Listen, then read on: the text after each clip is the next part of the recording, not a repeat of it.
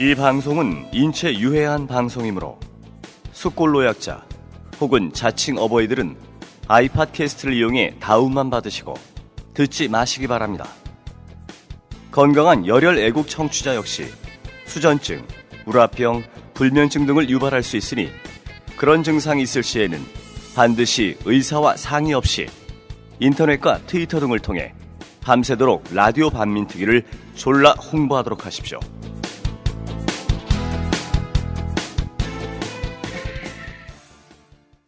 저 박근혜가 방불했잖아. 프랑스. 방불. 방불. 깜짝 놀랐잖아. 방북한 줄 알고 장성택 만나러 간 줄 알았잖아. 요즘 장성택 되게 좋아하는 것 같던데. 그렇게 관심이 많아? 친했나 봐.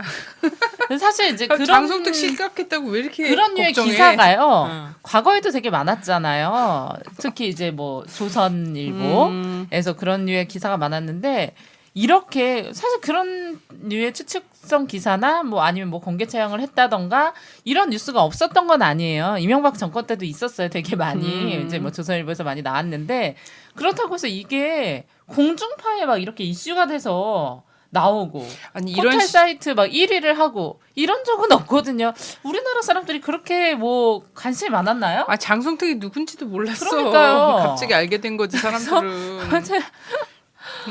근데 저희 그런 거지. 그러면 북에서는 이렇게 반응해야 돼. 검찰총장 최동욱이 없어졌네. 실각했다. 숙청. 그의 아들은 도대체 어떻게 된 건가? 뭐 이런 거를 다 노동신문이 쓴다고 생각해봐. 정말. 자, 다 그 시선을 방불했다는 얘기에서 지금 막 시선을 딴 데 돌리기 위한 하나의 또 모습이죠. 나비 넥타이예요. 나비 넥타이. 장윤정 씨 그 어머니가 저는 이런 거 가지고 별로 반응 안 나는데 뭐 이제 협박 편지를 썼다 딸에게. 저는 그것도 포털에 한 이틀 동안 1위더라고요. 그리고 기사가 있으면 한 10개 기사가 오픈되잖아요 옆에. 그럼 이제 다 다른 기사들로 오픈되는데 그 기사가 5개야 똑같은 기사가. 너무 짜증나더라고요. 근데 사실 그렇게 뭐 제가 좀 한국에서 큰 뉴스는 그게 큰 뉴스 아니거든. 뭐 그렇게 제가 잘 모르나요? 장윤정 씨가 그렇게 우리나라 뭐 탑스타였나요? 죄송합니다. 아버지 입장에서 그럴 수 있고. 근데 나라를 없는 건지? 흔들 정도의 어떤 경국지색은 아니므로 협박 편지를 모녀간에 주고 받았다 어쨌든 그게 큰 뉴스는 아니죠. 지금 왜냐면 외국에서는 한국 대통령 하야하나 이런 뉴스 나오거든. 네. 그래서 노동운동에 대해서 지금 얘기를 하는데 저 노동운동이라는 말이 되게 협소하게 느껴지는 것 같아요. 얘기 듣다 보니까. 맞아요. 네, 이거는 또 농민운동이라고 얘기하면 안 단순히 된다고 노동운동, 했듯이. 농민운동 이렇게 얘기할 게 아니라 이것 자체가 정말 일제시대는 제국주의 투쟁, 민주화 운동, 그다음 자유를 쟁취하기 위한 정말 운동 이게 모든 게 포함되어 있던 것 같아요 정신에. 맞아요. 지금도 그 정신을 잃지 않고 있다. 네. 그리고 사실 또 노동운동을 협소하게 느낀다고 우리가 생각하도록 만든 것도 사실 우리가 세뇌당해서 그래. 왜냐하면 노동운동이라는 것 자체가 또 이런 모두를 또 포함할 수 있는 거거든. 그게 무슨 누가 무엇에 뭐 안에 들어가 있냐, 교집 합집합이냐, 뭐냐, 뭐 이런 문제는 아닌 거거든요. 아닌 건데 사실 계속 그렇게 느끼도록 만드는 거지. 농민운동, 노동운동, 뭐 통일운동 이 모든 게 다 우리 사회에서는 유기적으로 결합되어 모든 있습니다. 모든 그 과제와 목표 자체가 전체 다 동일한 노선으로 갈 수밖에 없는 과정이 있는 거예요, 그죠? 근데 그렇게 정리하면 이제 큰일 난다는 거지. 이걸 막 정리를 막 해, 막. 그래서 제가 발음을 잘못하는 바람에 발음은 정확했는데 아니 마침 막 얘기해보고 싶었는데 뺨을 때려준 거야. 방북 막 이러면서 장성택 막 이러면서. 이렇게 이야기하고 싶었던 건 이제 해외 순방을 참 많이 다녀요. 그래서 뭐 외국 정상들을 만나요. 그래서 프랑스를 방문했을 때 그 프랑스가 어떤 얘기를 했냐면 한국과 이야기할 건 딱 하나다. 철도. 이렇게 얘기했거든요. 한국의 철도는 왜 이렇게 많은 데서 침을 흘리나. 그러게요. 딱 이야기할 거. 외국 정상이 만나서 이야기할 게 딱 하나란 이게 웬 말이야. 그만큼 이 철도의 중요성이 이야기되고 있다. 우리 삶에 있다. 이렇게 볼 수가 있겠죠. 근데 사실 이 철도가 단순히 남북을 이어가는 문제로 지금 접근되어 있지 않잖아요. 전 세계와 연결되느냐 안 되느냐 이렇게 이야기되고 있잖아요. 사실 이 철도가 남북은 끊겼지만 북 같은 경우는 유럽과 다 연결이 되어 있는 상황이잖아요. 북의 정상이 러시아와 중국을 방문할 때 철도를 타고 가는 것으로 봐서 북은 대륙과 철도로 연결이 돼 있더라고요. 우리는 몰랐잖아. 근데 정상이 베이징까지 기차 타고 갔대잖아. 그리고 저 모스크바까지 그쵸. 기차 타고 갔다 그러고. 근데 막 그걸 또 우리나라 언론에서는 뭐 고소공포증이 있다. 그래서 또는 뭐 비행기 뭐 테러를 테러를 뭐. 철도가 테러하긴 더 쉽지 않을까요? 그러니까 아무래도 비행기보다는 그렇죠. 아니 하여튼 그래갖고 그때 안 거는 북이 철도가 다 연결돼 있는데 지금 38선에서 남북이 끊겨져 있는 거구나. 오히려 유럽은 북에서 더 가깝겠구나.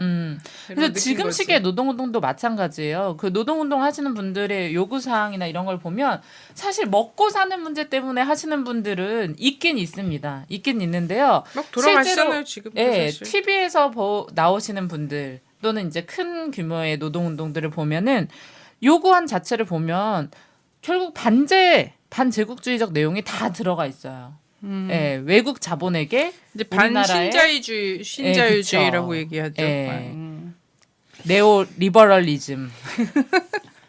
자, 그래서 이 철도, 한국 철도가 이 남북을 오고 가는 문제를 넘어서 이 처음에는 이제 유럽을 갔다가 이제는 유럽으로 가는 것으로 그치는 게 아니라 중앙아시아까지 확장되어 가는 개념으로 나오고 있는데 이 철도가 각광을 받기 시작했던 거는 바로 2000년대 남북 정상회담 아니겠습니까? 그래서 2000년대는 시베리아와 유럽을 연결시키는 철도 구상, 한국 남북을 연결하면서 이게 노무현 정부 때는 이 유럽이 아니라 이제 이 중앙아시아까지 중국과 연결시켜서 이 중앙아시아로까지 진출하는 철도로 개념이 확장되고 사업 구상을 하고 있는 것이 이 남북의 협력을 통해서 만들고자 했던 거잖아요. 단순히 이 철도라는 게 물류만을 만들어가는 것이 아니라 이 철도가 지나가는 곳에 자원의 교류 협력이 있는 거고 산업이 만들어지는 거잖아요.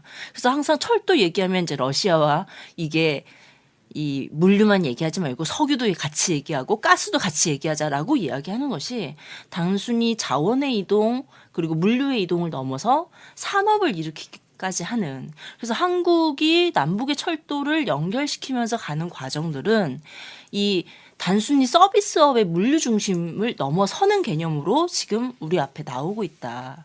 근데 박근혜가 남북의 협력 사업은 하지 않고 러시아의 무슨 간접 산업으로 이 간접 투자를 하는 형태로 뭐 풀어가겠다라고 하는 이런 외교를 하고 있는 것이 저는 이해가 잘 안 가요. 전 이해가 갑니다.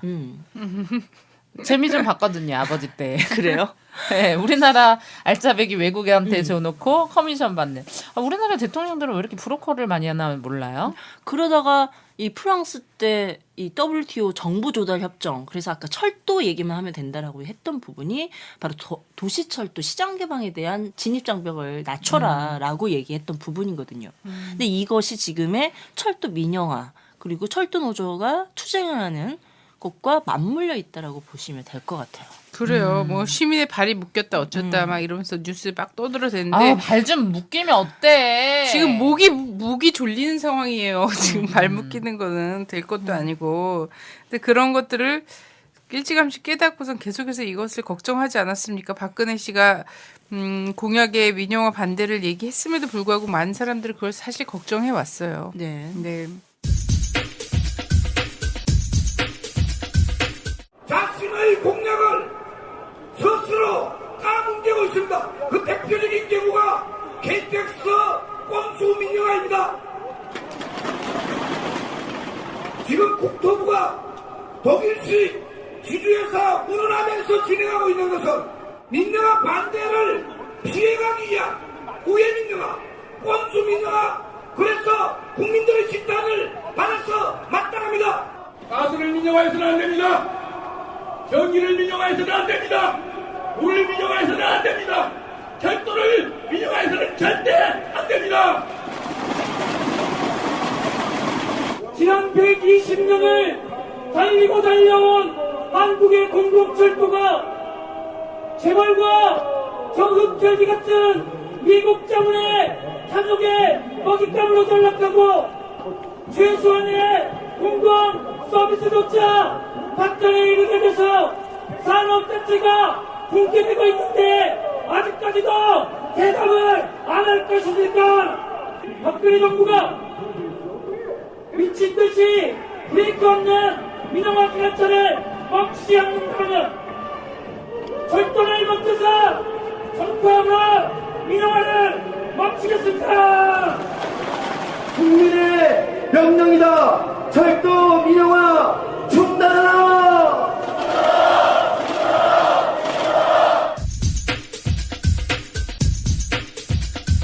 이걸 굉장히 신기하게 한국의 지도부라고 얘기하면 안 되죠. 지배자들은 이 한국 그 철도라든지 도로라든지 한국의 그 지리적 입지 조건과 이런 것들에 대한 중요성을 정말 잘 모르는 것 같아.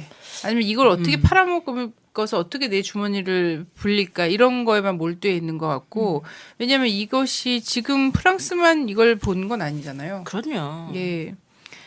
전에 뭐 일본이 괜히 경부철도 깔면서 들어오진 않았을 거 아닙니까? 그렇죠. 네. 그때도 일본은 이 철도를 깔므로써 자신들이 자신들의 주머니에 들어올 거 계산을 했단 말이에요. 맞습니다. 네. 처음에는 이 자원 수탈을 목적으로 해서 일본이 철도를 깐 거고 네, 두 번째는 식민지 수탈지로서 수탈을 원활하게 가져가기 위해서 이 도로항만 철도를 건설했던 거잖아요. 네. 또 하나는 자신의 상품을 식민지에 팔아먹기 위해서도 이게 필요했던 거죠. 네네. 그래서 거기서의 이권들을 챙겨내기 위한 거고 또 한편은 식민지배 체제를 공고하기 위한 과정 속에서도 이 철도도로 항만이 필요했던 부분으로서 역할을 했었던 거죠. 네네. 그들이 식민지 근대화를 만들어주기 위해서 이것들 건설했던 거는 아닙니다. 네, 이거 똑똑히 봐야죠. 예, 네. 그렇다면 지금의 철도 민영화, 철도 개방 이 부분도 동일 연장선상에 있다. 네. 그리고 일본은 그때 당시에 일본의 예찬이 될까요? 단순히 조선과 만주 정도까지를 수탈하고 거기에 자신의 상품을 갖다 팔아먹을 시장으로 보는 안목을 더 뛰어넘었어요. 네. 네, 그래서 대륙 깊숙이로 침투해가는 어떤 그 진출로로 맞습니다. 경부철도를 봤단 말이에요. 그걸 왜냐면 깔은 거죠. 그럼 군사 물자와 군력들, 병력들 이동하기도 철도를 이용했던 거거든요. 네네. 그래서 전혀 조선의 근대화는 별로 염두에 두고서는 한 것이 아니다. 맞습니다. 그래서 조선의 지도층과 지배층과 그리고 일제는 경부철도가를 만들어서 부르게 하고 새마을 운동가를 새마을 노래를 부르는 것과 비슷한 거죠. 이렇게 근데 그런 거를 지금 교과서에 실어놨다는 거야. 문학 그렇죠. 교과서에. 그러니까 문제지. 뭐 역사 교과서는 조선의 위안부들이 일본 군대를 따라다녔다고 따라 이동했다라고 썼대잖아. 응? 끌고 다녔다가 아니라 따라 이동을 했다는 게 뭐야 도대체. 조선의 여성들이 일본 군대를 따라다녔다라고 표현하는 자체가 그거 고치라고 체크해서 줬더니 조선을 한국이라고 바꿨대나? 따라다녔다는 건 안 고치고 그로선 고쳐왔다는 거야. 전혀 문제의식이 없는 거지. 하여튼 그랬어요. 그래서 일본도 받고 지금은 외국 자본이 이걸 또 보고 있는 거예요. 맞아요. 이후 세계 구도는 어떻게 바뀔 것인가. 그러면 한반도에서 철도는 어떤 역할을 할 것인가. 이거 정말 알짜구나. 이걸 본 거예요. 이걸 보고 여기서 어떻게든 자기네가 진짜 선점하려고 하는 거죠. 이런 것들을 하고 있고 물론 또 한국의 자본들도 한국의 자본 민영화한다 그러면 달라붙을 놈들 되게 많지 않습니까? 그리고 철도나 도로 같은 경우에는 사실 이미 철도는 다 돼 있고요. 초기 투기 자본만 있으면 그 다음에는 계속 빼먹을 수 있다고 생각하거든요. 왜? 적자 나면 어떻게 하면 돼요? 국가가 보조해주죠 일단. 아니 보조를 안 해줘도 돼. 돈을 올리면 돼요. 국민들 주머니를 빼가면 돼요. 사실 이 민영화 논리 중에 하나가 이거 있잖아요. 계속된 적자를 어떻게 할 수가 없다. 감당할 수가 없다. 적자 경영, 뭐 이상의 문제 이런 얘기를 하는데 그런데 굉장히 신기한 게 민영화하면서 그들의 요구 조건 중에 뭐가 있냐면 일정 기간의 적자는 국가가 메워준다가 있어요. 그럴 것 같으면 그럼 왜 팔아? 그럴 것 같으면 지금 메꾸란 말이야. 이건 국가 기관 산업이고 사실 딴 데 쓸 돈 이런 거 적자 메꾸는데 쓰는 거에 대해서 우리 국민들 별 불만 없어요. 그리고 적자의 기준도 되게 애매한 거예요. 우리가 계산했을 때는 적자가 이만큼인데 그들이 계산할 때는 적자가 10배 차이가 막 나는 거죠. 왜냐면 그 기준점을 어디다 잡느냐의 문제인 게 좀 있거든요. 그래서 사실 과대 광고다. 나는 뭐 철도가 몇 조가 뭐 난다 이거는 따져보면 실제로 좀 과대 광고에 가깝다. 이렇게 생각이 들고 우리 또 근혜 언니가 제일 뭐 그때도 얘기를 하셨지만 존경하는 우리 대처 존경한다고 했지만 영국은 어떻게 됐어요? 그것만 보더라도 알 수가 있고 그러면은 빚이 있어서 다 팔아먹으면 우리나라는 부채 엄청 많아요. 국가 부채. 지금 4대강 네. 보들 엄청 그럼 나라도 팔아야 다 돼. 팔아 처먹어야겠네? 그런 논리면? 아니 근데 나는 진짜 신기한 그리고 거야. 최저 입찰 뭐 아니면 이윤 추구 이것만으로 세상이 논리가 된다면 씨발 박근혜 한복도 최저 입찰해야 돼요. 왜 이렇게 비싼 거 입고 그럽니까? 화보 찍어야 된대잖아. 네. 화보 찍었대잖아. 아니 그럼 최저 입찰을 해야지. 청와대에 쓰는 물건도 최저 입찰을 하고 지금 국가가 빚더미에 올라앉아 있는데 자기는 막 수백만 원짜리 옷을 맞춰 입고 그러고 다니면서 자기가 무슨 부채를 논하고 뭐 합리성 뭐 경제성 이런 논할 처지가 아니잖아요. 우리나라가 빚이 얼만데? 그래서 이걸 근데 판다고 해서 그래서 그 부채와 이 적자 재정이 해결이 되냐 하면은 오히려 영국하고 미국의 예를 보면 대처와 레이건이 저질렀던 일들의 결과를 보면 오히려 더한 수렁 속으로 빠져버리는 거잖아요. 근데 그 길을 걷겠다라고 하는 거지. 왜 그 길을 걷겠다는 것인가? 응? 왜 그 길을 걷겠다는 것인가? 뻔할 뻔짠데. 친일파들이 누렸던 그걸 그대로 자신들은 누리고 고통은 국민들이 질 거니까. 그렇죠. 나는 그렇게 해봤자 뭐 자기 재산에 흠이 나겠어요. 브로커로서의 어떤 콩고물만 챙기면 된다 이런 생각이 있는 것 같아요. 근데 결국은 이게 지금 어쨌든 민영화를 계속해서 밀고 나갈 생각인 거잖아요. 예, 그렇죠. 밀고 나간 생각인 거고 뭐 한국 자본에게 한다라고 얘기를 하지만 지금 별별 꼼수 지금 다 쓰고 있는 거예요. 수서발 KTX 자회사 해서 어쨌든 나눠서 팔아먹겠다 이런 거잖아요. 맞습니다. 예, 나눠서 팔고 그리고 여기에서는 사실은 외국 자본들의 이 쭉 들어올 수밖에 없는 구조 자체가 돼버리거든요. 그래서 보면 이 국토교통부가 철도 산업 발전 방안이라는 걸 발표하면서 내용을 하면 하나씩 다 쪼개서 팔아먹을 생각들을 하는 거예요. 일단은 KTX 수서발 별도 운용회사 설립을 하는 걸로 분리해서 민영화하는 거고 2014년에는 화물 부분 분리하고 15년에는 차량 정비 기능 분리하고 2015년 말 이후에는 일반 노선 4개를 민간 운송회사에게 팔아먹고 적자 노선 뭐 민간 개방하고 다 그래서 박근혜 정부 임기간에 모든 철도를 민영화시키겠다. 네. 이 계획을 하고 있는 거죠. 예. 근데 우리가 이제 이 공공부문 민영화의 예가 또 이것뿐만 아니라 또 있었잖아요. 그 한국통신이요. 맞습니다. 근데 이 한국통신이 근데 민영화되고 나서 우리가 좀 어떤 국가적으로 이득이 있었나요?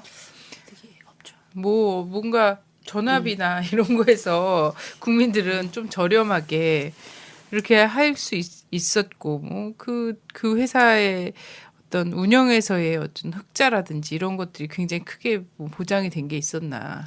없죠. 노동자들이 잘렸죠.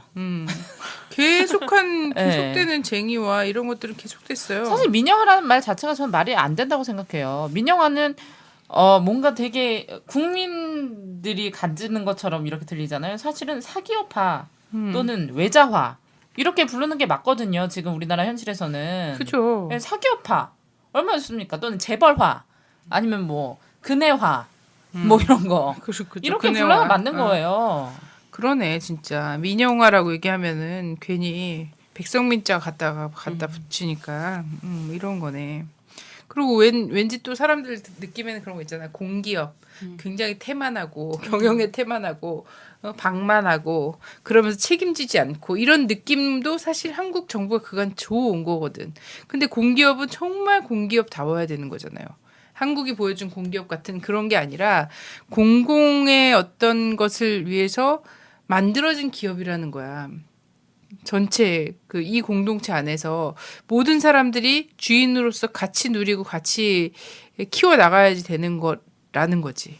근데 이거를 그냥 자기들이 잘 기업 운영을 제대로 못 해놓고 책임성 있게 못 해놓고서는 이건 민영화해야 돼. 사기업화 해야 되는 거구나. 이런 식의 답을 내놓는다는 거지. 그렇죠. 근데 그 생각을 잘 하셔야 되는 게 뭐 실제 예들이 굉장히 많아요. 민영화돼서 잘된 케이스를 드는 것은 굉장히 어렵습니다. 민영화에서 망한 케이스는 굉장히 많아요. 전 세계적으로. 그리고 심지어는 이제 뭐 대처를 존경한다고 하는데 대처가 집권하고 나서 영국이 사실 경제 성장한 건 사실입니다. 수치적으로. 하지만 실제 내면에는 실업률은 2배 이상 거의 3배 가까이 늘었고 서민의 삶은 파탄 났다는 거. 90% 이상의 서민이 어려워졌고 청년 실업은 말할 것도 없어졌다는 거예요. 네. 수치상으로 경제 성장이라는 건요. 성장을 하지 않을 수 없어요.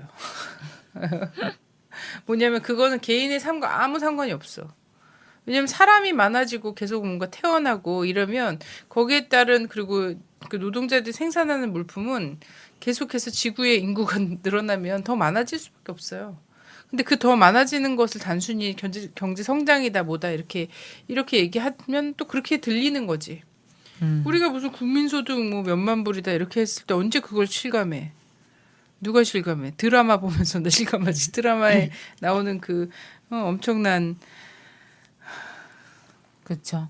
저는 그 노동자분들이 노동운동이라는 것을 하면 정말 많았잖아요. 최근에도 어마어마하게 많았죠. 뭐 돌아가신 분들도 굉장히 많았고요. 하면은 항상 달리는 댓글이 있어요. 배가 불러서 저지랄들이다. 뭐 이런 얘기를 하고 박정희가 경제성장 시켜줬더니 저 빨갱이들이 다 그거를 평준화한다. 뭐 이런 이야기 댓글이 있는데요. 정말 이거 볼 때마다 저는 이제 너무 이제 열이 받아요. 제가 어제 그 김종필 씨가 한 건 했던데. 김종필 씨 오랜만에 등장해가지고 배고픈데 민주주의가 웬 말이냐 뭐 이러셨던데요. 저 배 안 고프거든요. 노망난다. 원래 노망나면은 지네가 언제 배를 고파봤나? 원래 그런 얘기를 하시는데 뭐 사실 저는 박정희 때문에 잘 살았다는 거는 우리 모두가 부정하고 있습니다. 박정희가 싫어서가 아니라 뭐 그런 거 뭐 저는 사실 민주화운동 하셨던 분들 때문에 잘 살았던 거지. 좀 잘 생각해 보세요. 재벌이나 이런 사람들은 아무리 돈을 많이 번다고 해도 분배하려고 하지 않습니다. 그것을 분배하려고 하게 했던 그런 힘들은 지금까지 우리가 이야기했던 것처럼 원산 파업이라든가 고공농성이라든가 이런 분들의 어떤 선례가 있었기 때문에 그런 것 사회 분위기가 생겨나는 거지. 돈을 많이 번다고 해도 나눠주는 사람들은 아니거든요. 예.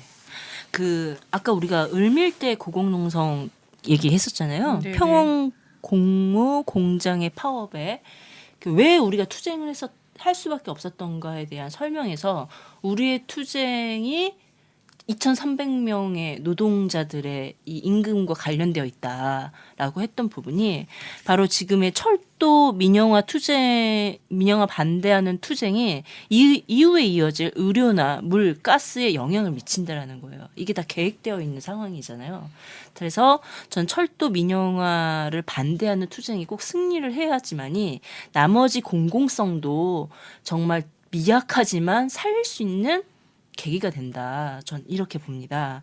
그래서 지금의 이 철도 노조가 벌이는 이 파업에 대해서 정말 국민적인 지지와 성원 그리고 왜 이들이 투쟁을 하고 있는가에 대해서 정확하게 바라보셔야 될 것 같아요. 네네. 더구나 이 박근혜 정부가 했던 공약 중에서 처음으로 문제 제기하고 투쟁하는 거거든요. 사실 공약이 공약된 지 아까 오래다 얘기 많이 했었잖아요. 근데 박근혜 정부가 공약을 파기한 게 기초연금 인상 공약 파기했죠. 네. 의료비 부담 인하 공약 파기했죠. 4대 중증질환 국가 책임 공약 파기했습니다. 그리고 무상보육 시행 공약 파기했어요. 여기에 노동자들이 직접 문제를 가지고 투쟁한 게 바로 철도 민영화 관련해서 첫 투쟁을 벌이는 거거든요. 근데 이런 이 철도 노조의 투쟁이 갖고 있는 성격도 우리는 잘 봐야 된다 이렇게 봅니다. 네. 저 정말 위험한 게 이런 거예요. 이제 뭐 자본에 팔아버리고 시장을 개방하고 뭐 이렇게 얘기하면서 효율성, 경쟁, 시장 원리 이런 얘기들을 막 하잖아요. 정부가. 그게 원칙이라고 얘기하죠. 그러면서 이거에 따라서 공공부문도 이렇게 해야지 발전을 한다. 이러면서 이런 얘기를 하죠. 이건 쌀개망할 때도 그러했고 FTA 때도 그랬어요. 저는 그게 종북 얘기하는 것만큼이나 강한 정말 프레임이라고 생각해요. 맞아요. 이게 정말 얘네들이 짜놓은 프레임이에요. 맞았어요. 근데 그렇게 하고 나서 늘 열등을 벗어나지 못하잖아요.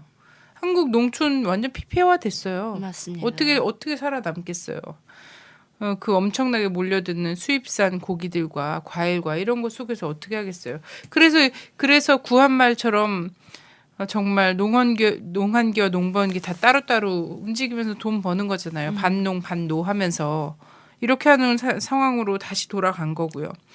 그때 강주룡 그 여성 열사가 고공농성을 하면서 내가 여기 올라와 있는 것은 우리 공장의 48명 노동자의 이것뿐만 아니라 2,300명의 평양 고무 노동자들의 어떤 임금 삭감과 관련돼 있는 문제다라고 인식한 것처럼 지금 철도 노조가 이렇게 파업하고 하고 있는 거는 이후에 사실은 이건 근데 시작이에요. KT 때도 예상했었어요. 맞아요. 자, KT 밀리고 이 어떤 초국적 자본이 통신 시장을 개방하도록 압박하는 과정들이 있었잖아요. 예, 그때도 또 박근혜 씨 비슷한 사람이 나가서 박수 받고 했겠죠. 노태우 씨가 처음에 막 공기업 민영화 추진위원회 막 만들고 막 이러면서 해외에 나가서는 노태우 붙잡고서 무슨 얘기를 했겠어요. 노태우 씨를 붙잡고. 우리한테 팔아달라. 이 얘기 말고는 할 게 없다. 한국통신. 이런 얘기를 또 했을 거란 말이에요.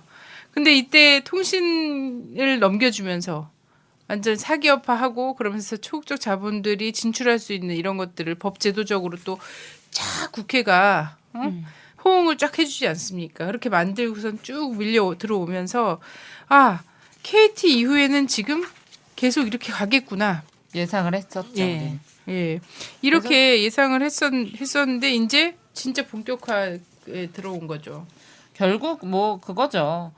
철도가 민영화되면은 다른 건 빠르게 계속 장성택 얘기나 도배질하면서 하게 될 건 불보듯 뻔한 일입니다. 네네. 저는 못 살아요. 전 대한민국 1%가 아니기 때문에 민영화되면 전 죽습니다. 진짜.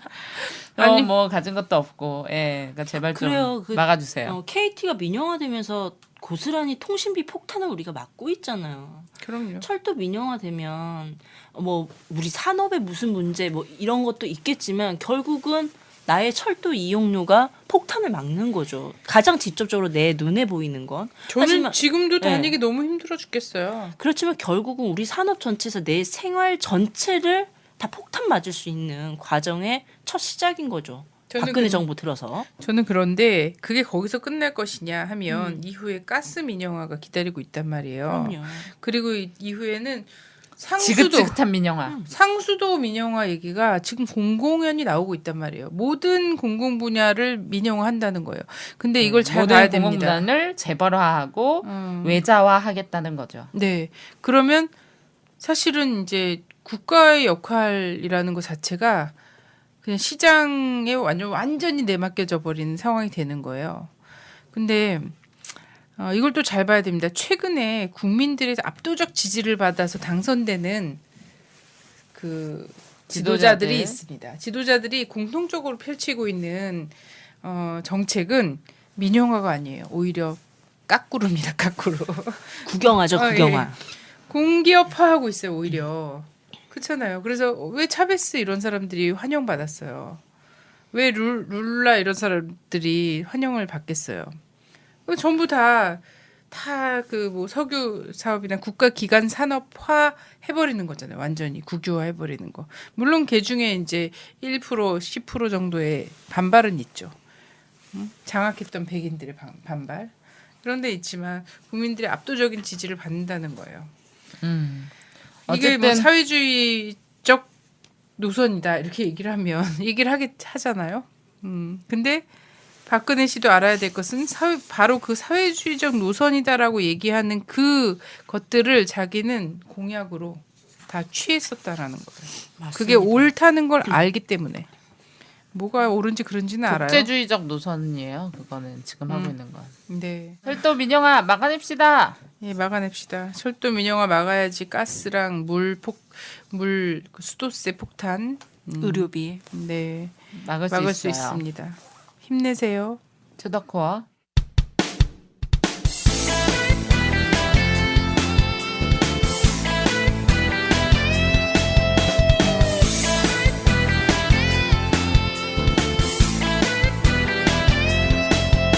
조선일보 서정주 박정희까지 일본 놈의 충성스런 앞잡이일 때 동상 걸린 손가락을 잘라내가며 해방을 위해 싸웠던 건 백성들이다.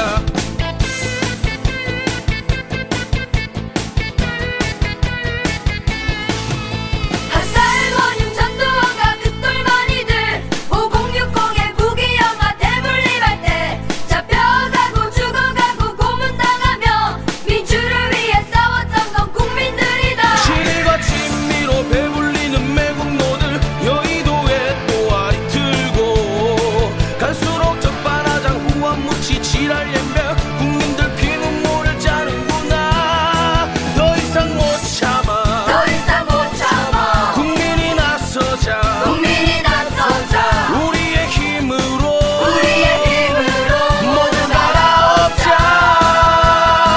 3.1 정신으로 5월의 노래로 6월 함성으로 역사를 만들자.